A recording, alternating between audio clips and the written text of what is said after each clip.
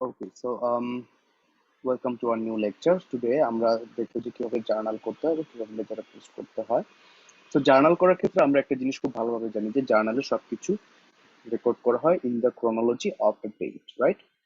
তারিখের ক্রমানুসারে আমরা জার্নালকে রেকর্ড করে থাকি। সো প্রথমে যদি তারিখের ক্রমানুসারে লিখতে হয় তাহলে আমাদের প্রথম তারিখটা হবে অক্টোবরের 1 তারিখ, that's for sure. So 2020 October 1st।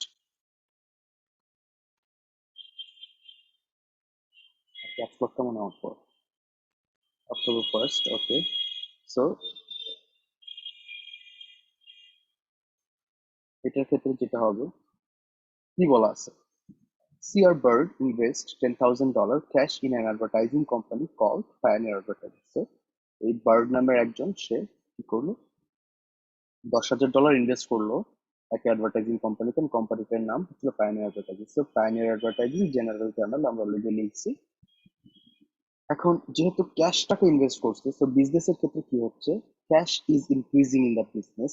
And cash যদি একটা অ্যাসেট হয় and যদি ইনক্রিজ করে তাহলে এটা কি হবে, ডেবিট হবে, রাইট? সো আমরা নির্দ্বিধায় লিখতে পারি cash debit.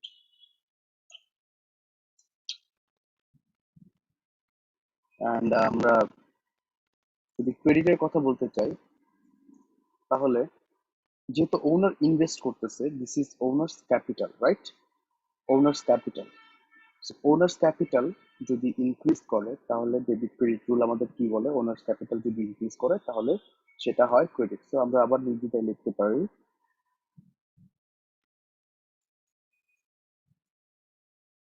Owners capital credit for. এখন অ্যামাউন্টটা যদি আমরা বলি যে আমরা ডাবল এন্ট্রি সিস্টেমে আমরা জানি যে যদি আমরা যে অ্যামাউন্ট ডেবিট করব ঠিক সমপরিমাণ অ্যামাউন্ট ক্রেডিট করবো। সো 10,000 যদি আমরা ডেবিট করি তো সমপরিমাণ অ্যামাউন্ট 10,000 আমরা ক্রেডিট করবো, বিকজ $10,000 ইনভেস্ট করা হয়েছে।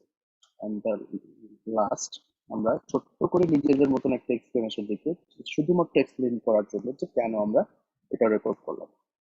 সো আমরা যদি আমাদের মতন লিখতে চাই, আমি আমার মতন লিখলাম যে ওনার invested cash in the business.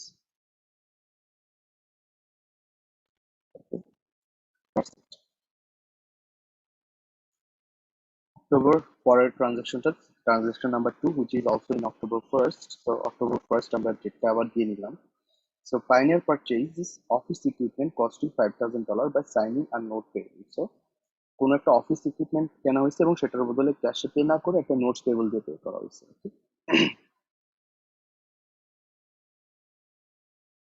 So in that case যেহেতু ইকুইপমেন্ট বিজনেসে ইনক্রিজ করতেছে, সো ইকুইপমেন্ট একটা অ্যাসেট, রাইট?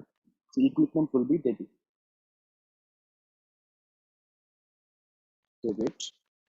অ্যান্ড যেহেতু আমরা নোটস পেয়েবল সাইন করতেছি এই অ্যাসেটটা কেনার জন্য, এই অফিস ইকুইপমেন্টটা কেনার জন্য আমরা একটা নোটস পেয়েবল সাইন করতেছি। এন্ড নোটস পেয়েবল আমরা জানি একটা ফিউচার অব্লিগেশন, যে এই নোটস পেয়েবলের টাকাটা $5,000 আমাদের ফিউচারে কোনো একটা ডেটে পে করতে হবে। So as it is a future obligation, এটা একটা লায়াবিলিটি, রাইট? সো লায়াবিলিটি যদি ইনক্রিজ করে তাহলে ক্রেডিট হয়। সো লায়াবিলিটি নোটস পেয়েবল যেটা আছে, notes payable credit for 5,000 and 5,000, both 5,000. Okay. So number 2, sorry, transaction number 3 আপনারা যদি না বুঝেন আমাকে কিন্তু সাথে সাথে কোশ্চেন করুন, ঠিক আছে? আমি তখনই অ্যান্সার করবো, সমস্যা নেই। which is in অক্টোবর 2 তে আমাদের ট্রানজাকশনটা কি বলা আছে, Pioneer receives a $1,200 cash advance from Arnold, the client, for advertising services that are expected to be completed by December 31st. আমি যদি একটু সহজ ভাষায় বলতে চাই তাহলে $1,200 ক্যাশ আমরা রিসিভ করছি কোন একটা কোম্পানির থেকে এবং তাদেরকে আমরা বলছি যে আমরা তোমাদেরকে অ্যাডভার্টাইজিং সার্ভিস দিব, বাট এখন পর্যন্ত আমরা এই সার্ভিসটা দেই নাই এবং উইদিন December 31st এই সার্ভিসটা আমাদেরকে দিলে চলবে, ঠিক আছে? which is expected to be completed by December 31st. তো কি হচ্ছে, আমরা কোন একজনের কাছ থেকে টাকা পাইছি তাকে সার্ভিস দেওয়ার জন্য, বাট সেই সার্ভিসটা আমরা দিই না। যেহেতু আমরা টাকা পাইছি, so cash is increasing, cash debit এতটুকু আমরা লিখতে পারি, রাইট?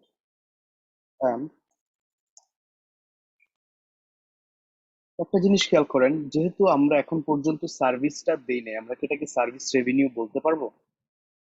এনিওয়ান?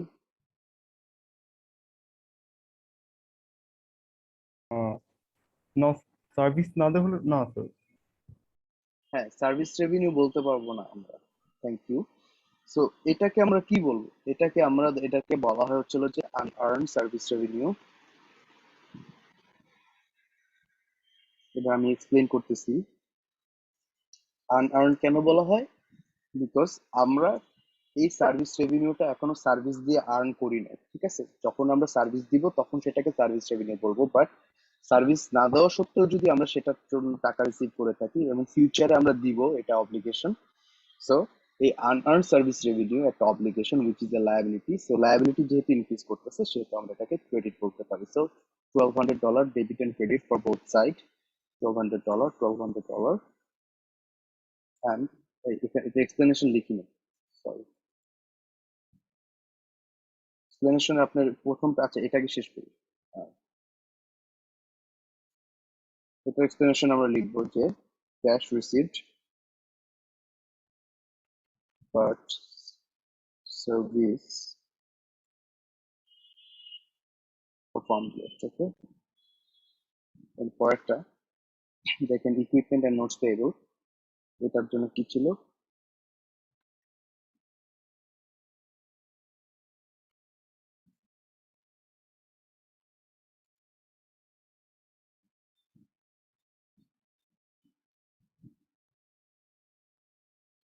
এরকম লেখা যায়।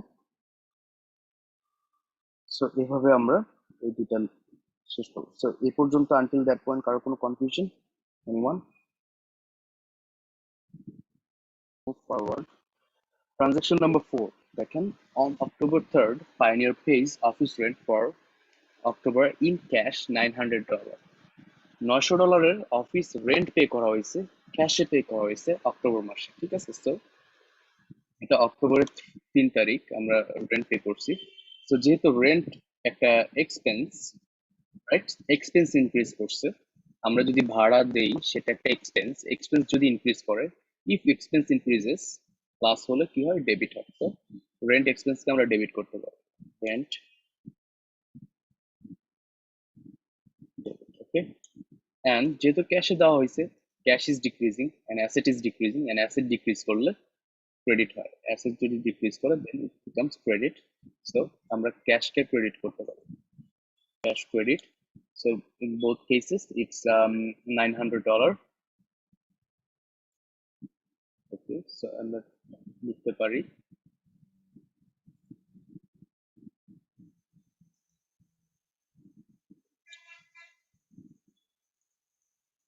যে rent paid in cash. Okay, so এখানে আমাদের শেষ একটা ট্রানজাকশন, সেটা ছিল অক্টোবরের 4 তারিখ হয়েছে। Pioneer page $600 for a 1 year insurance policy that will expire next year on September 31st। খেয়াল করেন, এটা হচ্ছিল যে অক্টোবরের 4 তারিখ আমরা $600 একটা ইন্স্যুরেন্স পলিসি নিয়েছি, যেটা আমাদের নেক্সট ইয়ার সেপ্টেম্বরের 30 তারিখ পর্যন্ত আমাদেরকে সার্ভিস দিবে, 1 বছরের সার্ভিস দিবে, ঠিক আছে? কিন্তু আমরা তো হিসাব করতেছি অক্টোবর পর্যন্ত, রাইট? সো অক্টোবর পর্যন্ত যদি হিসাব করে থাকি তাহলে আম, আমাদের এটা পুরোটাই অ্যাডভান্স একটা পেমেন্ট। এতটুকু তো বোঝা গেছে যে এটা পুরোটা একটা অ্যাডভান্স পেমেন্ট। সো এই অ্যাডভান্স পেমেন্টের ক্ষেত্রে আমরা এটাকে কিভাবে ট্রিট করব সেটা নিয়ে আমি একটু কথা বলি। আমরা এই যেহেতু 1 বছরের সার্ভিস এটা থেকে পাবো, আমরা জানি যে কোনো কিছু যদি আমাদেরকে ফিউচার টাইম পর্যন্ত ইকোনমিক বেনিফিট দেয় সেটাকে আমরা কি হিসাবে ট্রিট করি?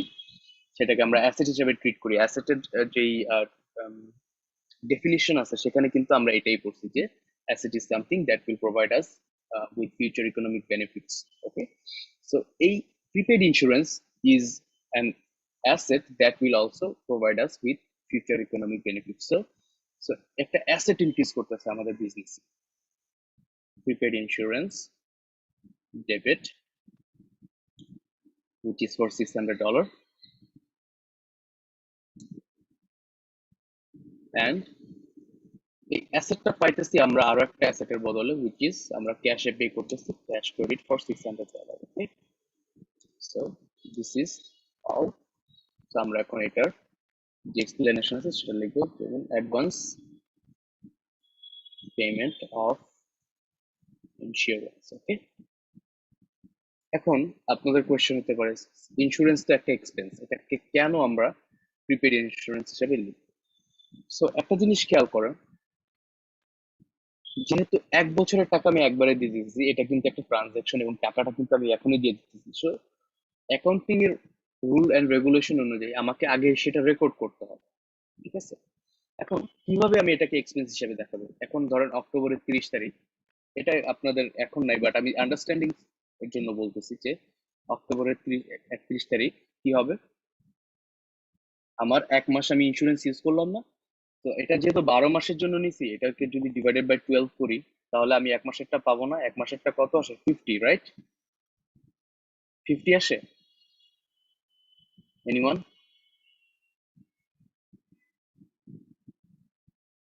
50?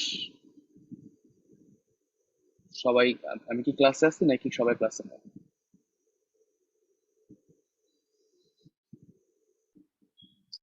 সো অক্টোবর 3-তে দেখেন কি ছিল, রেন্ট দেওয়া হয়েছে which is for $900. সো আমরা যখন ভাড়া দেই, that is an expense for us, right?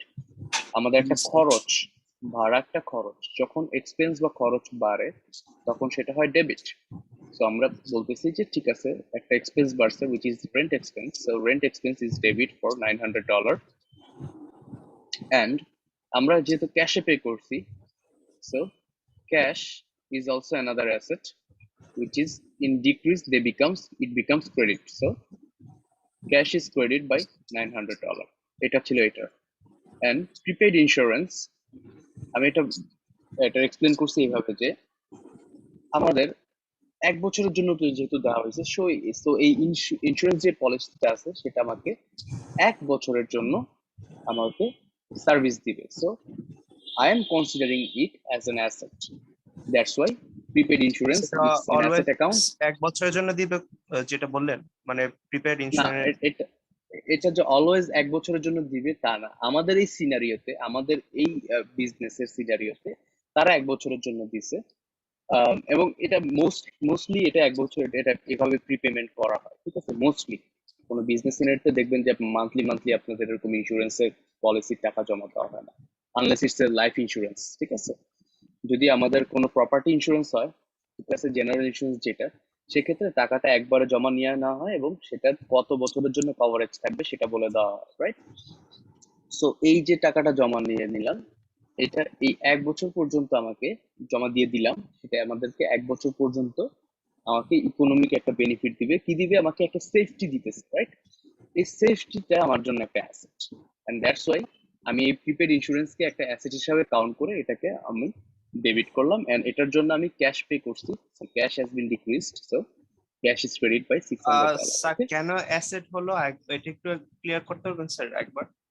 এটা কেন একদম ইজি টু আন্ডারস্ট্যান্ড কেন অ্যাসেট হলো, বিকজ যেহেতু আমি 1 বছরের জন্য পে করতেছি, এই প্রিপেড ইন্স্যুরেন্সটা 1 বছরের জন্য আমাকে সেফটি সার্ভিসটা দিচ্ছে, ঠিক আছে? সিকিউরিটি সার্ভিসটা দিচ্ছে যে যদি কোনো বিজনেসে যদি কোনো ক্ষতি হয় সেক্ষেত্রে আমি স্যার, ইনশিওর, মানে রাইট? বেসিক্যালি এক্সট্রা টাইমটা যে পাচ্ছি পেমেন্টটা করার জন্য, এটা কি মানে আমার এটা কারণে অ্যাসেট হয়েছে? এটাই রিজন? এক্সট্রা টাইম পাচ্ছি পেমেন্ট করার জন্য মানে? Sorry sir. আচ্ছা স্যার, কন্টিনিউ করেন, একবার বলেন স্যার। না না না, আহ, আপনি আপনি তো একবারই পে করছেন, এখন পে করে দিচ্ছেন, ঠিক আছে? জি জি জি। আপনি এখন পে করে দিচ্ছেন $600, এখন $600 কি আপনি 1 মাসের দিচ্ছেন? আপনি আমাকে এটা বলেন। আপনি তো না, এটা দিচ্ছেন এক একটা বছরের। টাইম, হ্যাঁ একটা টাইম ইন্টারভ্যালে দিয়েছি, এখানে মানে আপনি যদি পড়েন, দেখেন এটা on October 4, Pioneer pays $600 for a 1-year insurance policy that will expire next year on September 30th. Okay, so এটার জন্য কি হচ্ছে আমার এটা এই এই যে যত জার্নাল করতেছি সব আমি করতেছি অক্টোবরের 31 তারিখ পর্যন্ত, অক্টোবর মাসের জন্য, তাও 2020 সাল। এইটা জি এক্সপায়ার হবে যে 2021 সালের সেপ্টেম্বরের 30 তারিখ, ঠিক আছে? 30 জি। তারিখ।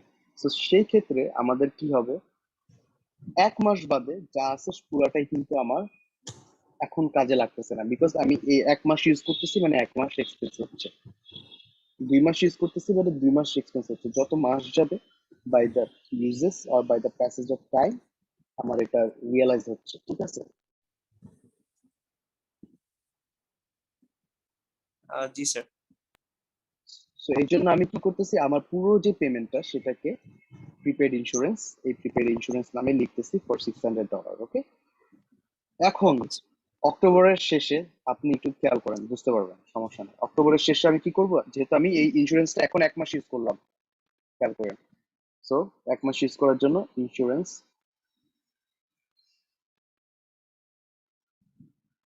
ডেবিট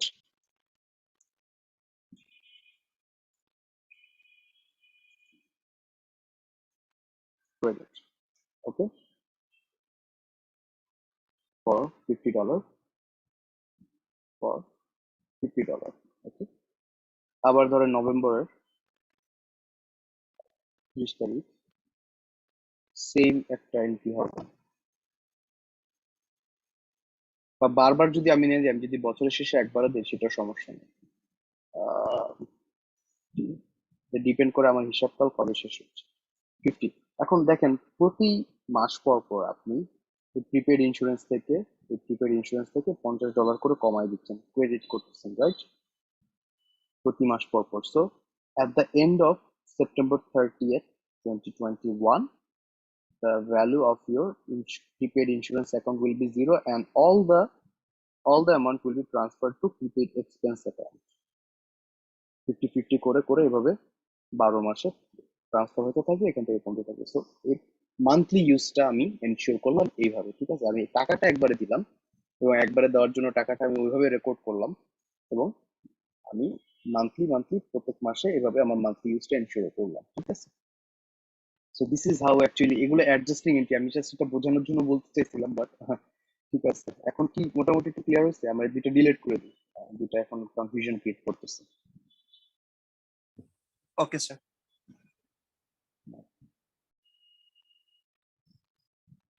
আচ্ছা, সো এখানে আমাদের আরো বেশ কিছু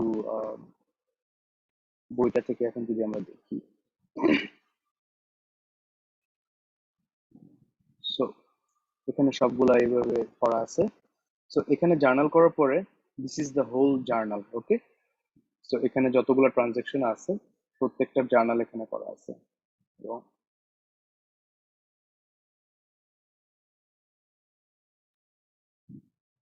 আমরা 5টা পর্যন্ত করছি, আরো 4টা আছে, ঠিক আছে?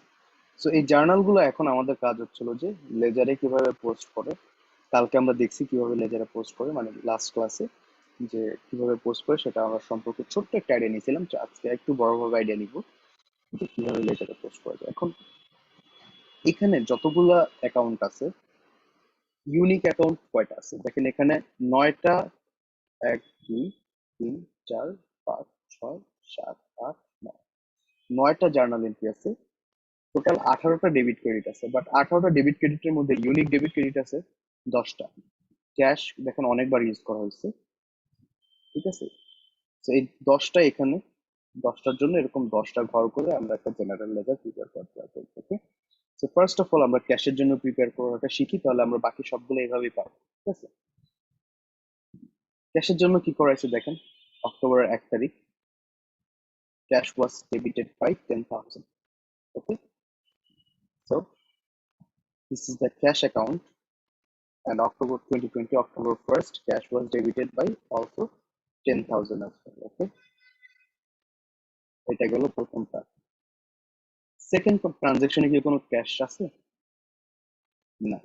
আচ্ছা, তাহলে সেকেন্ডটার সাথে ক্যাশের কোনো রিলেশন নেই। আমরা চলে যাব থার্ডটাতে।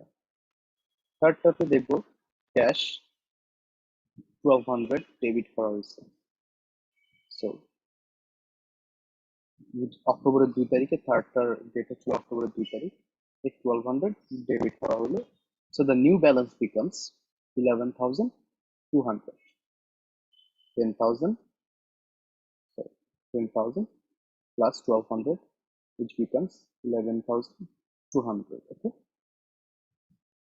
আচ্ছা, নেক্সট যেই ট্রানজেকশনটা আছে সেটা হচ্ছে যে rent expense debit cash credit. So আচ্ছা এইভাবে না করি, cash debit was 10,000. Okay, so owner's capital was credited by 10,000 too. So আমরা অক্টোবর 1 তারিখে cash was debited by 10,000 and owner's capital এটাকে পোস্ট করে হলো credit 10,000, so balance is also 10,000. না বুঝলে আমাকে সাথে সাথে বলবে। অক্টোবরের 1 তারিখ আরো একটা হচ্ছে ট্রানজাকশন, সেটা equipment debit 5,000, notes payable credit 5,000. So আমরা চলে যাচ্ছি ইকুইপমেন্ট অ্যাকাউন্টে ডেবিটে অক্টোবর 1 তারিখে ডেবিটে লিখলাম 5,000, সেটা debit balance is also 5,000. And notes payable যে অ্যাকাউন্ট আছে আমাদের, সেই নোটস পেয়েবল অ্যাকাউন্টে ক্রেডিট ছিল 5,000, সো আমরা ব্যালেন্সও লিখলাম credit balance 5,000. Okay, next transaction, cash was debit, unearned service revenue was paid. Okay, 1,200 both. So 2 তারিখ cash was debit by 1,200, so new balance is 10,000 plus 1,200, 11,200. And unearned service revenue, it was credited by 1,200, so 1,200 is credit, so the new balance is sir আপনার credit কথাটা মনে 1,200. কেটে কেটে আসছে sir. এখন কেটে কেটে যাচ্ছে? জি স্যার, একটু আনক্লিয়ার আসতেছে কথাগুলো। আচ্ছা আমি ট্রাই করতেছি ফিক্স। ওকে, সো পরেরটা দেখুন, রেন্ট এক্সপেন্স, এটা ডেবিট করা হয়েছে 900 and cash was credited by 900. So আমরা রেন্ট এক্সপেন্সে চলে যাব। স্যার নাম্বার 2 টা একবার একটু বলতে পারেন, যে জি স্যার নাম্বার 2 তে যে 1200। আচ্ছা হ্যাঁ এটা হচ্ছে দেখেন, cash was debited by 1,200, right? G And sir. Service revenue, unearned service revenue was credited by 1,200. So এই দুইটাকে আমাদের কি করতে হবে? ট্রান্সফার করতে হবে। আমাদের প্রধান কাজ হচ্ছিল যে জার্নাল থেকে লেজারে ট্রান্সফার করা। সো ক্যাশটা যদি ট্রান্সফার করি, সো এই 2 তারিখে দেখেন ক্যাশ 1,200 was debited, সো ক্যাশের ডেবিটেড 1,200 লিখলাম। এখন আগের ব্যালেন্স ছিল 10,000, and আমরা যদি আরো ডেবিট হয় 1,200, সো নিউ ব্যালেন্স ইজ 11,200. এটা গেল ক্যাশের পার্টটা ট্রান্সফার করা। এবার আনআর্ন সার্ভিস রেভিনিউ পার্টটাকে আমরা ট্রান্সফার করবো। সো সেম অক্টোবর 2 তারিখ unearned service revenue was credited.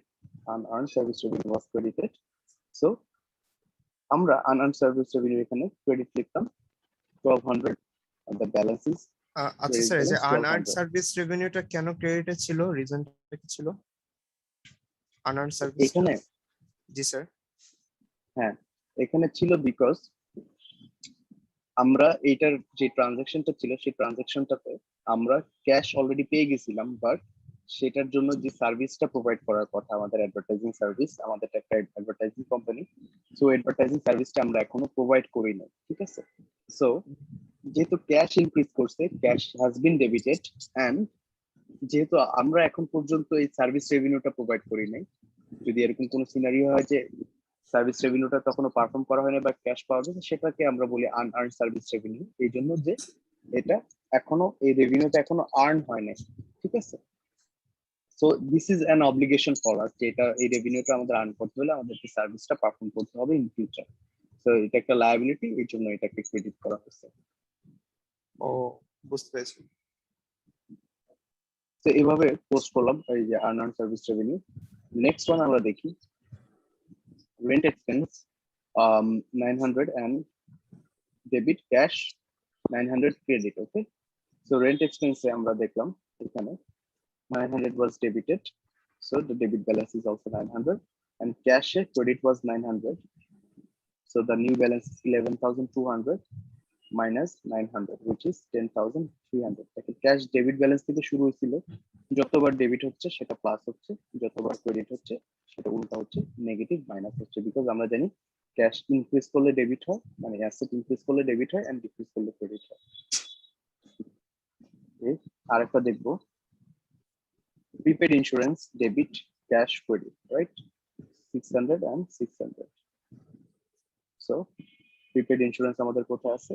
এইখানে was debit by 600, So the balance is also debit balance 600. And October 4, 600 was credited from cash. So the new balance is 9,700 because Oh, so 600 বিয়োগ করে এই 10,300 minus 600 9,700. So এইভাবে আমরা প্রত্যেকটা আইটেমকে post করব এবং সে post করার পরে আমরা হচ্ছে যে পুরা সিনারিওটা বুঝতে পারবো যে আমাদের কোথায় কত ব্যালেন্স আছে। ফর এক্সাম্পল, আপনি যদি এই জেনারেল জার্নালটা দেখেন, আপনি কখনো বলতে পারবেন না যে আপনার অক্টোবরের 31 তারিখে আপনার হাতে কত টাকা ক্যাশ আছে। It's not possible to say that. But from the ledger accounts, okay, general ledger, you can easily say that আপনার কোন অ্যাকাউন্টের কি অবস্থা আছে। ফর এক্সাম্পল, এই যেহেতু একটা হচ্ছে সেগুলা বাকিগুলো সব একটা করে আছে, তো এখানে তেমন কোনো ভাবে বোঝার সুযোগ উপায় নেই। যেমন ধরা যাচ্ছে এখানে সার্ভিস রেভিনিউ আছে 10,000, মানে বোঝা যাচ্ছে এই মাসে শুধুমাত্র আপনি 10,000 টাকা সার্ভিস রেভিনিউ আর্ন করছেন।